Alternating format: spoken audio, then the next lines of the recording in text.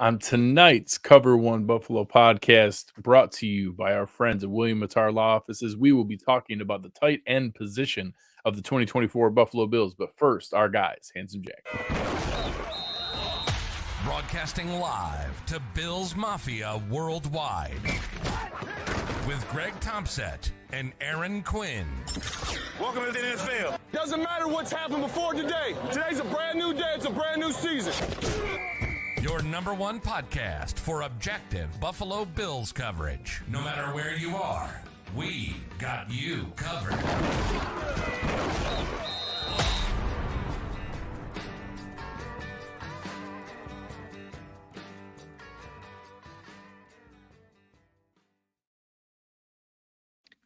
Good evening and welcome to the Cover One Buffalo podcast. You are joining your host, Greg Tompsett, along with my partner in crime, Aaron Quinn. Aaron, you got your golf gear on.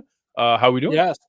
It's a, I don't know what way this goes. It's a Burncliffe hat. The folks have sponsored our Cover One Golf podcast, and they had Chris and I out. We're going to talk about that this week, and got some merch. I haven't taken. It's a sweet new Titleist cap. I needed this kind of color scheme to go with some of my golf gear, and so I'm excited about that. But I need to get a Cover One logo on it because you're all decked out in the Cover One gear today. Shout out to Jim over at AdLib. He hooked me up with this awesome hoodie. It's killer. Like a lot of people chimed in and told me that it was like really nice quality, and I'll be surprised and impressed with it. I just gave him a shout out that I thought the new design was really nice, really clean, nice bright colors, and so he hooked me up. It says Cover One on the back, like in the jersey, like the name is cover and the jersey number is one. Is the number. It turned out really, really nice. So shout out to Jim. These things are nice. I dig it. Yeah, so I joked last week as we were talking about the wide receiver position that this week is like maybe the most important tight end position preview we've done in the 7 years we've been doing this. I think we're getting ready for a 7th season to doing this, and it's pretty wild that I think this is the most important. This is the most highest expectation. We're going to spend some time talking tonight about what those expectations should be and what some of the ranges of numbers are around the NFL. But there's a whole lot of eggs in this tight end basket right now.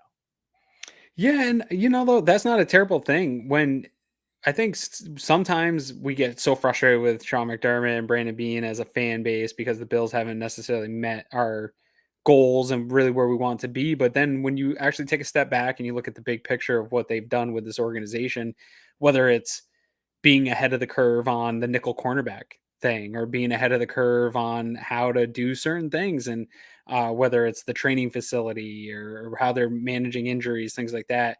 I think the thing that they are also going to be maybe not ahead of the curve, because I think there's also some teams up there like San Francisco, Kansas City's right there, but they're riding that wave on the curve, is understanding that the league is right now, I believe, in a transitional state of spreading the ball out for a long time and trying to, go that college route and spread out offenses and get a bunch of receivers on the field and get fast and push defenses that way. But then you saw defenses compensate, like the Bills, and getting nickel corners and running nickel and playing some dime looks. And linebackers who used to be safeties. Lighter linebackers, things like that. And now, obviously, the natural course of football, which is always circular in that sense, that now it's going to come back to offenses getting bigger, playing 12 personnel and running out of those bigger sets. And so, they made the investment in Dawson Knox, and we can talk about, I know you'll probably want to get into that. Investment's never going to be financially a great investment, but in terms of building that tight end room out and then making another big investment in terms of asset allocation with a first round pick into Dalton Kincaid, I think was kind of getting on that wave of like, all right, well, we need to get a little bit bigger. We needed to solve the solution of that slot position. So why not do it with bigger and tight end? And now you're seeing a moment where they need this to come to fruition in his second year, because Stephon Diggs is gone, and your that vacuum of targets that we talked about last week is leaving, and it's kind of leaving at a decent time where the league's trending towards tight ends, and you have a room that looks really nice on paper right now. Yeah, so first let's start with what that room looks like. The Bills are in a position right now where they have 5 tight ends under contract competing here. I think this is a pretty clean look. Dawson Knox is obviously the highest paid. Dalton Kincaid will get into, his role and potential for this year. Quintin Morris, I think, is pretty obviously locked in here.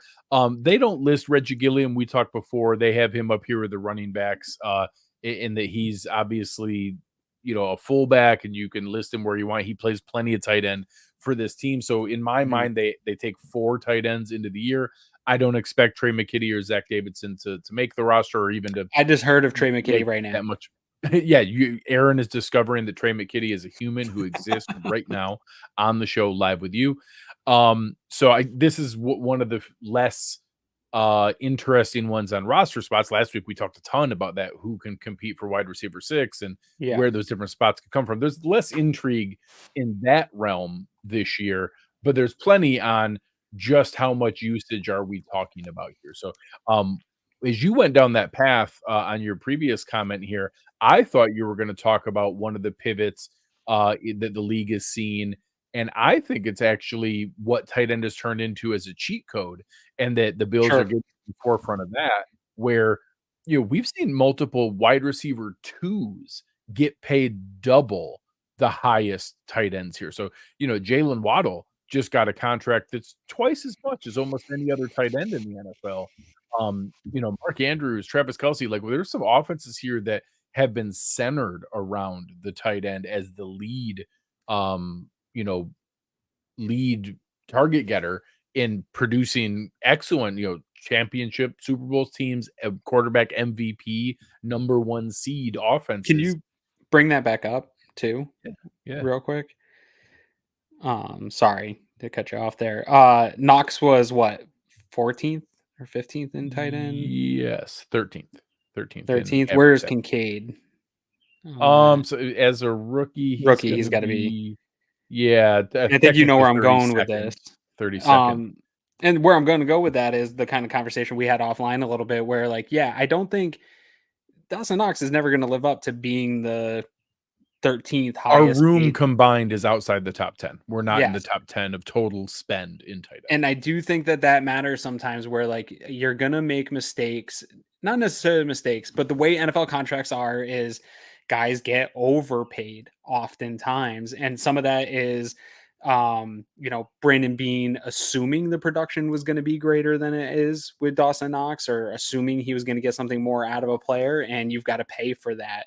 And so, but sometimes, and maybe this is me just coping and doing mental gymnastics, when those situations arise, I tend to look at rooms as buckets, and it's like, okay, well, maybe we're overpaying one of the guys in that room, but if we're getting great value out of the other guy, and it's not a very expensive room, and we're going to get a ton of production out of there, do I really care? If the bucket of tight end isn't top 10, but we're going to get top 10 plus production, am I mad about one guy maybe being overpaid? Yeah, and I think for there are fans yelling at you right now on the internet and on their podcast. Yes, I am mad. I think it's fair to tell everybody, hey, put that aside for right now. This discussion isn't about, is Dawson Knox a good value? I don't think anyone's going to tell you or make the argument that he is. He's not. He's not a good value. I will say the fact that he took a pay cut doesn't hurt. It brought that number down, and that wasn't just a restructure, shuffle, and money run. He took a pay cut. So I respect that. That brought the number down, and that pushed him down further, so it's less of a challenge. That's the reason that our tight end room is outside the top 10. But I will say, once you get past that, the team is the team. This is the roster we're going to have. When you have Dalton Kincaid and Dawson Knox as your tight end 2, and if we're being honest, even Quintin Morris is tight end 3 and Reggie Gilliam is tight end 4, that's a good, talented tight end room.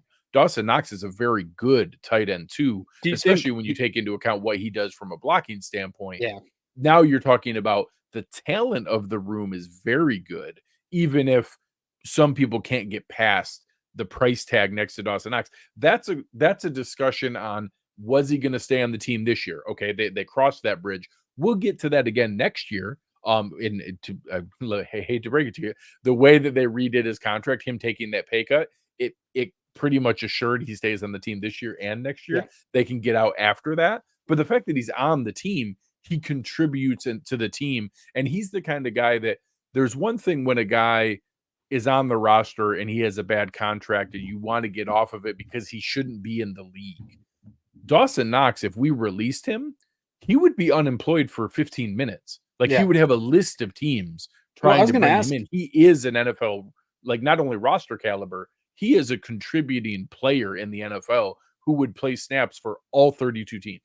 And I think there's a case where if he wasn't behind Kincaid because they drafted really a guy that could be one of these he's already probably a top 10 tight end. And I think he's going to increase here going forward.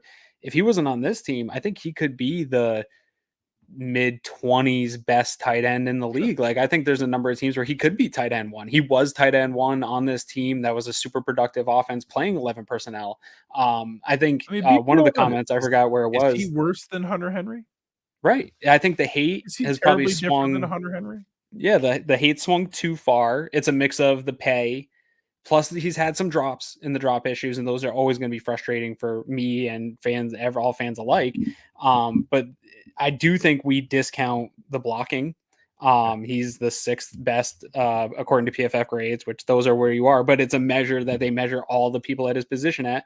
And in pass blocking, he's 6th. He's a really good run blocker. Like Aaron Cromer appreciates that, and the stuff they're going to do in the run game that we talked about with James Cook and Ray Davis, that's going to be appreciated in 12 personnel having him there. And so there's more value than necessarily meets the eye with fans, but to your point, it's not going to hit the value of where his contract is. And that to me, I saw the comment that, yeah, you could spend the money elsewhere. Like when you really start slicing it up, like there still is value in Dawson Knox. So I still want a tight end too. If something happens to Dalton Kincaid, I feel pretty good that Dawson Knox could come in and be a tight end 1 for a few weeks while Kincaid's on the mend. And so you're in a good position and you want that kind of depth in this room, especially if you're going to be tight end centric, like I think we're going to talk about here in a little bit.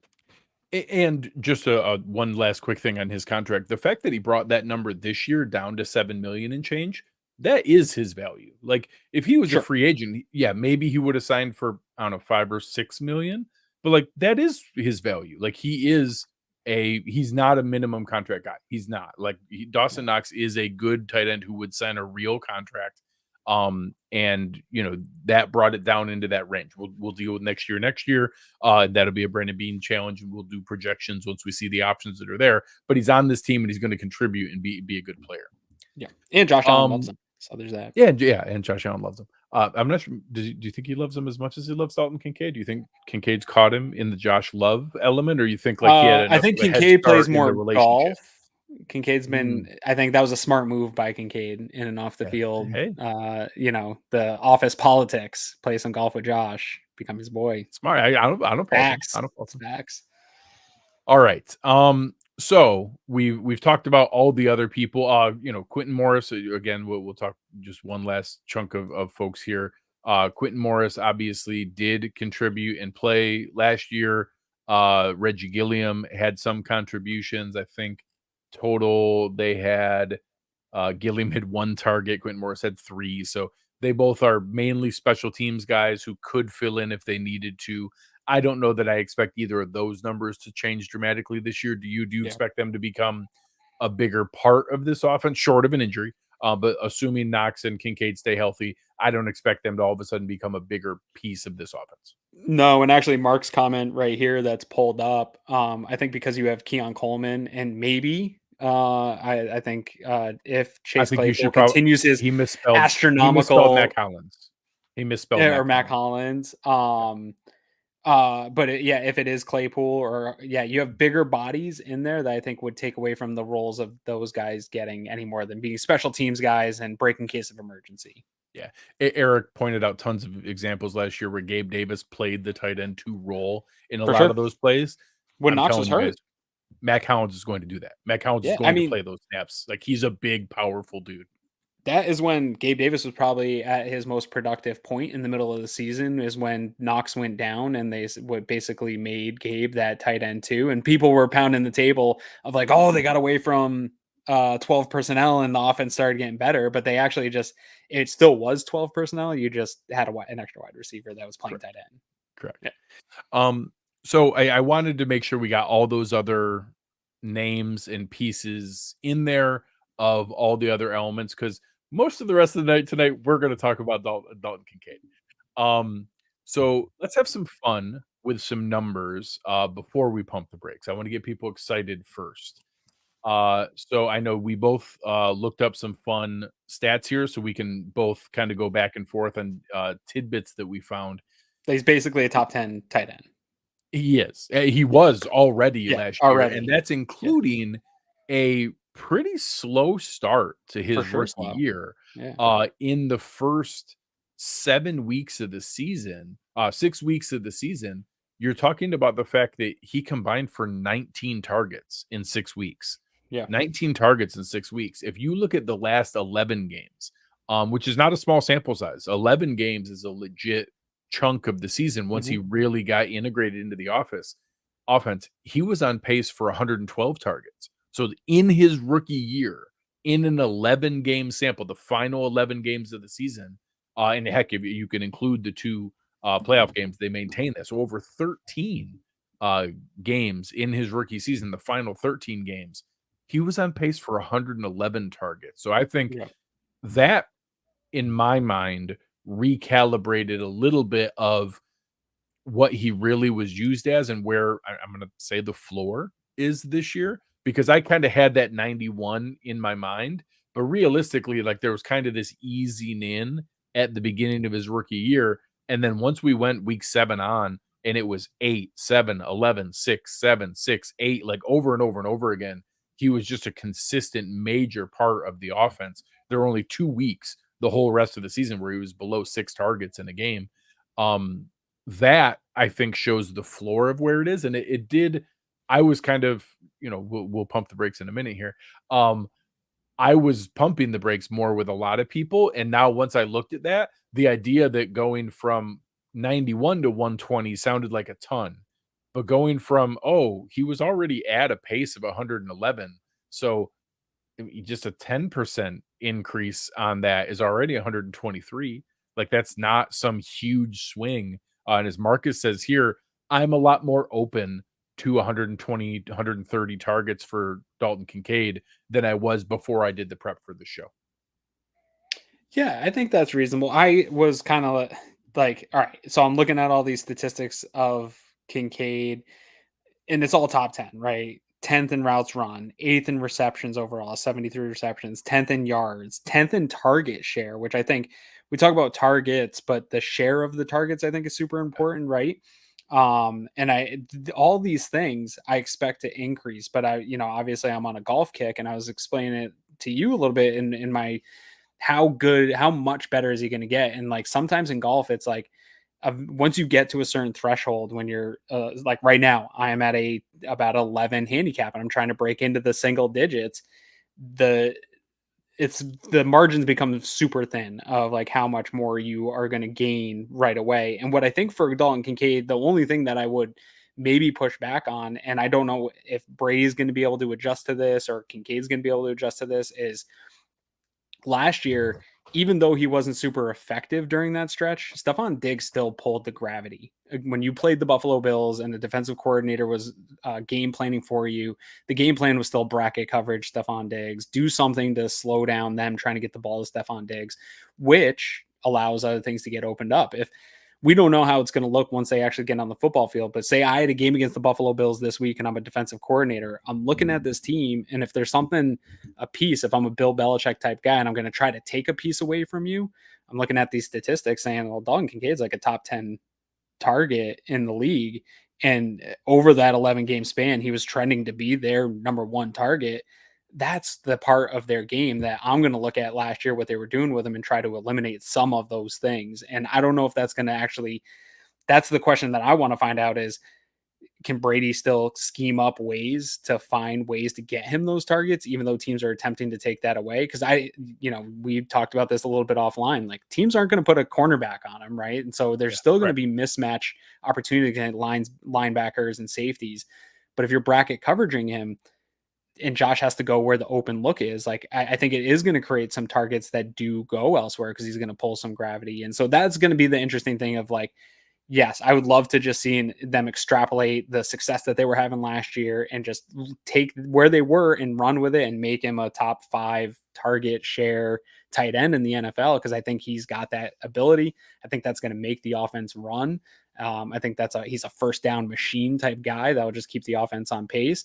But I want to find out what it looks like when teams are trying to take that away from us. Yeah, and I think, when you're looking at some of the numbers you shared, like the target share percentage, that also gives a range. So the highest attempts we've seen in any Josh Allen season in 2021 was 646. So I think we'll use that as a high watermark, 646 with a 20% target share. You're talking about that's 130. So either I don't think any of us think we're going to pass the ball 646 times this year. I certainly don't. I think they're moving Josh more Allen to a running game a little bit, I think, Yeah. but I don't know. We'll see. So we've gone down slightly in pass attempts per game each of the last 3 seasons, although we still threw the ball 579 times last year. So I'm going to use 579 as the benchmark. I don't think we're going to all of a sudden pass even less than that. That's already lower than the previous 2 seasons. But at 579, now you're talking about a 20% pass rate is 116 targets. So that gives us a window in my mind of 116 to 130. Sure. The 130 is either we go back to 646 pass attempts, which I don't expect, or he would need 22% of the target share. Yeah. Or it stays about where it is and we get, maybe slightly more. But that, in my mind, that's where the number hits for me. I think we're in the 115 to 130 range. Again, assuming he plays 17 games, that can obviously change if he plays less games. But in that ballpark of, 125-ish targets, you're talking about 7.5 per game. That's the range of where I think that's going to hit. And if that applies in what we've seen some of those other guys, what those catch percentages are, I think that comes into a pretty good range and puts you at about, probably that's darn close to 100 catches. So that's what we're talking about here, is that we think he has a chance to be 90 to 100 catches on 115 to 130 targets. I thought that was crazy when I first started this process, and now just doing the math of where I think this offense is going to be, I do think he's going to lead the team in targets. We've seen really successful offenses going back to Antonio Gates, Mark Andrews, even seasons Dallas Goedert, and obviously Travis Kelce. Like, we've seen some really good offenses be led with their target leader being a tight end. I feel like I need to pump my own brakes. I was much more conservative on where I thought his ceiling was. And now I get, there's a lot of fantasy analysts who have been really, really hot on Dalton Kincaid. I think I saw Michelle Guziak put it out there earlier that she has Dalton Kincaid finishing as tight end 1 in fantasy this year. And I was like, oh man, that's a little crazy. But I guess I can kind of see it now. I see where they're coming from, because when I do the math independently, not with my heart, just like working backwards from where I think it's going to be, I think he could get 100 catches. I don't think it's out of the realm. I don't know if I'm ready to project that. So for target share per talk here, Evan Ingram led the league at 23.6, and that was 140 targets for him. Sam Laporta was at 21.2 for Laporta. That ended up being 118. Travis Kelce was third at 20.9 target share, and then Kelce would have been, how many targets was that for Kelce? Trying to find his here. That's 117. So I think, although his was in 15 games, so in 15 games, sure, but that's also obviously like Hall of Fame caliber. They went all in on going away from wide receiver centric offense, which I know a lot of people are saying the Bills are doing. But I think there's more roles for the Bills wide receivers than necessarily what KC had going into the year. I think for me, reasonably, I think he's going to push at that 20%. And so the last 20% guy would be TJ Hawkinson at 20.5. And he still had 124 targets. There were 5 tight ends who had 120 plus targets last year. That was more than I expected. I didn't think there were going to be quite that many. There were more than I expected. There were 7 who had 100 plus targets. I have from PFF 1, 2, 3, 4, 5, 6 with 100 plus. So I don't know if I might have wrong numbers through them, but still, the next guy's at 96. I mean, that's you. Yeah, I said like Jake Ferguson and Tre McKitty. I had both of them above. Okay, yeah. For some reason, my PFF showing Ferguson at 96, but I'll round it up. Okay. I'll give him 100 as well. Pro Football Reference has it at 102. So okay. Yeah, that's the problem with targets and stuff, dude. You could go to CIS and they'll all be different there too. Yeah, I wish they could throw at the sideline. Does that count as a target? I wish they could get on the same page with these targets. But yeah, so for the sake of the conversation, I think he can crack in. So right now we're saying he's a top 10 guy, and so he should be this year. I think putting him at 5th or 6th is totally reasonable. I think that's a reasonable spot, and that would put him at maybe 115 targets, and that's some real production. But I am going to pull up the pump the brakes here real quick, because like we're having a pretty reasonable discussion that sounds kind of crazy. We're like, hey, this second year player can come in. I mean, Sam Laporta did it in his first year being a top 5 tight end in the league, but we're saying, hey, this guy's going to come in and maybe be a top 5, top 6 guy. But I think the conversation, maybe this is my fault for spending too much time and being chronically on Twitter. The conversation is a little out of control amongst the Bills Mafia and on Twitter. Like, I know we're talking about this guy being wide receiver 1 and the Bills being tight end centric, but I'm seeing stuff of like crazy amount of targets, like leading the league in tight end targets. And I just don't know. Like that Evan Ingram number is pretty astronomical. I don't think he can repeat that, but being over like 125 targets, that's a lot. That's a lot of target share. That's a lot of targets. And I do think there's legitimate roles for Curtis Samuel in this offense. Khalil Shakir is going to demand some targets. I think at some point in the year, Coleman's going to get going. James Cook, while the national media is down on the Bills' skilled positions, we just ran through those guys in the last couple of weeks. I find roles for all those guys, and it is only one ball to go around. And Kincaid's probably going to receive the most attention out of all those guys that we've talked about. And so I want to push back a little on like how far we want to go with this. Yeah, and we put out a couple of tweets earlier that producer Chris put out there just asking, how many targets do we think we're going to see from the tight end position? There was a couple of people who put out numbers like 220 for the tight end room. So it made me go dig. I was like, well, that sounds crazy. I was like, wait, that can't be right. And so I had to go research it and look. And the highest target number that any offense had last year, some of the most tight end heavy, you talk about Baltimore with Mark Andrews and Isaiah Likely, you talk about Kansas City with Travis Kelce and Noah Gray, and sometimes they use Justin Watson that way. You talk about Atlanta had both Kyle Pitts and Jonnu Smith. All of the highest ones you had. Cleveland had Njoku and Harrison Bryant and Jordan Akins. The highest any offense threw to their tight end last year was like 171, 173, 175. So and we look through, I think the highest that any tight end we did some kind of quick research before the show, and technically it would be Jonnu Smith, because anyone with like an elite high-end tight end, you were talking about guys like Likely at 40 and Noah Gray at 41. Technically, Kyle Pitts and Jonnu Smith were both right there. They had 90 and 70, so 160 between the two of them. But I think that does bring into mind of either we're going to see another lower number in the 40s for Dawson Knox, or if he gets back up, his career average prior to this year, or including this year, like even including last year's production where he was coming back from injury, he averaged like 65 targets a year. So either we're going to see one of those guys lower than what we've seen previously, or we're going to have the most tight end targets of any team in the NFL. I think just naturally Knox, those years he was getting the amount of targets that were in the 60s, he was tight end 1 in an 11 personnel. He had one in the 70s. I think he had a 71 in there It was so 50, 44, 71, 65 last year, 36. And 36 was in 12 games, so 3 per game. He was actually on pace for 51 I on the think season last year if he played every game.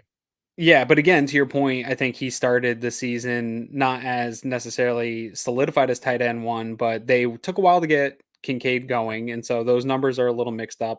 I think between 40 to 50 targets for Dawson Knox is a reasonable number, and so I think you could be at 150, maybe 160 total for the room if we're hitting the high end on both those guys and it is a super tight end centric offense like we're thinking.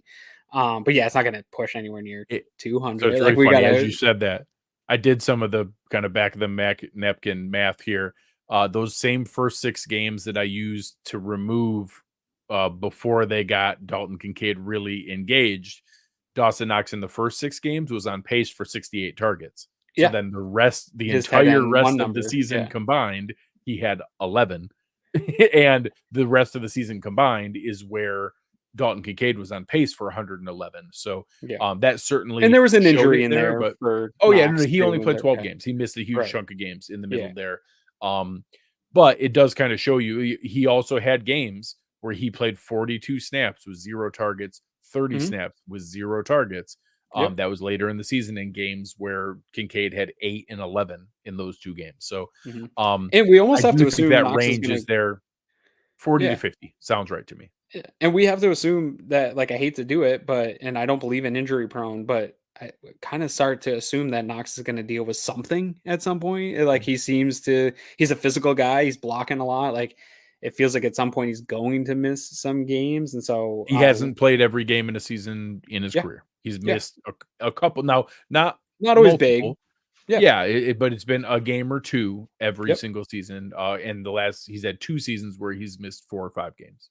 yeah, and so that will also be part of that conversation. It's hard to project that, but if he goes out and they are running more with Quintin Morris, who I do like as a tight end, I don't think he's going to start taking those. I think those it will just go solely to Kincaid. But again, I'm on board the Kincaid train. I'm on board he's your weapon one, makes the offense go. I just want to pull it back to like within the framework of like what's reasonable with the NFL and what other teams are doing. Yeah. So as our friend Bill over at William Mattar Law Offices likes to tell everybody, drive safely, pump the brakes. We wanted to pump the brakes a little bit. We did both directions. So one, I brought the floor up with Dalton Sure. Kincaid. I'm more open to some of the crazy numbers people are throwing around there. I also think as a tight end room, it's probably not quite as crazy as people are looking for. I do think that there's going to be some trade off there. Maybe you get 115 for Kincaid and 45 for Knox. Now you're talking about that's 160 between the two of them. That's in the range of the top tight end passing combinations in the NFL. I think that's the ballpark that I'm expecting. Then another 5 to 10 for Morris and Gilliam together. And then you're at 170. That's right there. That's the most any offense passed to the tight end of any offense in the NFL last year. And I think we could see that. And if you see 115 targets for Dalton Kincaid, I think you're talking about a really nice season, and you're going to be Mhm. talking about a season with that's 92 catches at his catch rate last year. And with the kind of numbers that he's been putting up, I think that could be really exciting. Yeah, you're pushing His 1,000 yards, yards. yeah, his yards per target last year, he would have been that would be like 851. So I know Yeah. he had some lower A dot early I in was the gonna say the season way that they was used him higher last towards the year. end. Yeah. I think When that he could come. started His out yards as per target and yards per catch could come up higher. He was much higher towards the end of the year. It was very, very low early on. So some of that is yeah. sagged down. I'd have to redistribute those numbers to see that same 11 game sample that I talked about, or the 13 game sample, including the playoffs. That Yeah. number, just eyeballing it here, is probably much closer to like 11 or 12 yards per catch. So then all of a sudden you're talking 92 for 11 or 12. You're talking about 10,000 or 10,050, 10,000 would 1,050, be sick. 1,100. 10,000 would be a really big season. I talk about like Randy Moss Madden seasons. Um, But yeah, 1,050 is possible. Yeah, I think he'll be right on that cusp. I think I could see him finishing the year with like just under some 900 yards, but where I'd like to see more, and this is something that I haven't gotten a chance to watch the film room here this week with Eric and Ant. I know they are talking specifically this week. They went on live before us tonight earlier on, and it's something. As soon as I get done with this show, I am going to go watch that as I get ready for bed tonight because I want to see what they think because I think the usage of Kincaid early in the year was that sort of safety blanket role, that Beasley role, where it wasn't huge average depth of target. But I do think that's probably where Khalil Shakir is actually best for this offense is in that he finds the soft spots, gets himself open, makes himself available, and can do some stuff yards after catch. I think that can be solidified as his role.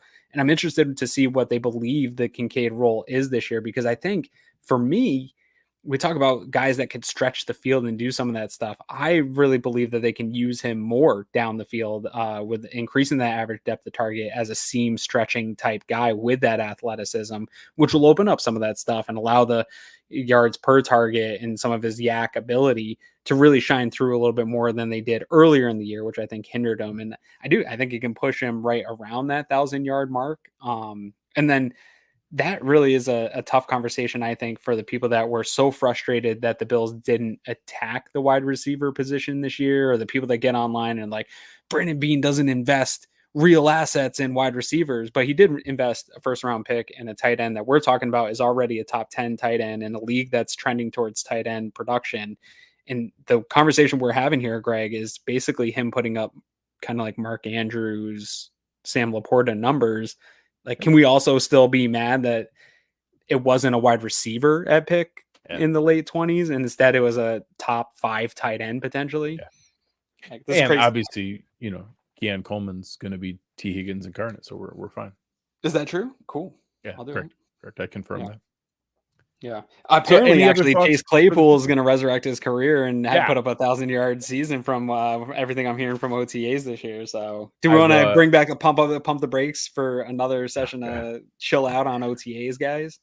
I've had the opportunity to join a couple different folks. I joined Andy Young and the guys at Spectrum on a show recently, and another gentleman for a national show that's coming out for a position or a team preview for each one. And I've used the same spiel of our wide receiver 6 is the like former second round pick retread competition du jour, and it depends on which day you're excited about KJ Hamler or Andy Isabella or Chase Claypool or whichever former second round pick we think is going to scrap for that last roster spot. So right now, against air in t-shirt and shorts in June, Chase Claypool is the leader in the clubhouse. We'll see how that goes when we get to real football.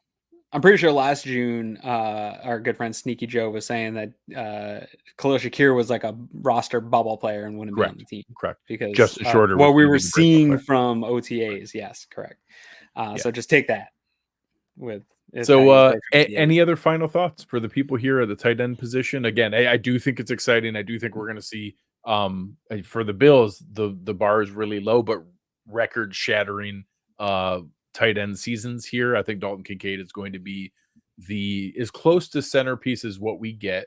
But we'll see. If we threw out numbers like 125, 130 targets, that's a centerpiece. Like that led a lot of teams in offense last year. So if we see that kind of production, it could be a special season. We'll see where it goes. Yeah, like my sign says, I think that's my only message is, there's a lot of weird discourse around personnel packages last year, and I don't know why it has to get weird. The Bills were really good in 12 personnel. So real quick here, they ran it at, they were 17th in the league and running 12 personnel at 19.1%, but they were 8th in EPA and 6th in EPA per pass at a 12 personnel. And they had the 5th highest pass rate at a 12 personnel at 59.1%. And so one thing that I want to like bust the narrative on is that just because you have more bigger people on the field doesn't mean that you're coming out to run the ball and establish the run. And I think when people thought of the Bills last offseason trying to prioritize bringing back the 12 personnel and getting more into that, and it was something that for years they've wanted, everyone sort of just like conflated, 2 tight ends means we're trying to like pound it and play physical football. The Bills proved that wrong last year in that they're passing 5th most out of this, and their EPA out of 12 passing is super good and it's very efficient. And so I think it's time to embrace that you can have what is now a modern NFL offense, because the other teams that are in top in that is like Kansas City was second in 12 personnel usage. And everybody talks about we should be doing everything Andy Reid does because he's a genius and Patrick Mahomes is the greatest thing ever. So if you can't have both those conversations that we should mimic what the Chiefs do, but we should also not run 12 personnel because those things are intertwined. And that is the way the league is going. And so embrace the 12 personnel and enjoy the ride. I think it could be a fun new version of the Bills offense that we haven't seen here in the Josh Allen era. Absolutely. I think that it's going to be interesting no matter what. It's still going to be very, very good because we have Josh Allen and he makes everything good. But I'm excited to see where they take it. So, like you said, it will be a very interesting to watch it develop. For everybody watching here, you guys can follow along Aaron and I the rest of this offseason, leading you through each of the position previews next week, talking about the hog mollies up front and the offensive line. Having a good time. We'll take you through every single position group the rest of the way. Make sure you're checking out producer Chris and Aaron and guys like Nate Geary and Dave Tilton hanging out with Cover One Golf. All kinds of fun stuff going on. If you didn't see the show the other night, Anthony Prohaska had Mina Kimes on, had an awesome discussion about the Buffalo Bills offensive scheme for this year. Really, really cool discussion, and somebody that we have a lot of respect for. Mina is a fantastic, as good as any national person diving into the details on the teams, and had a really cool discussion there. So make sure you check that out. But on behalf of Chris and Aaron, I am Greg Tompsett. You've been listening to Cover One Buffalo, and we are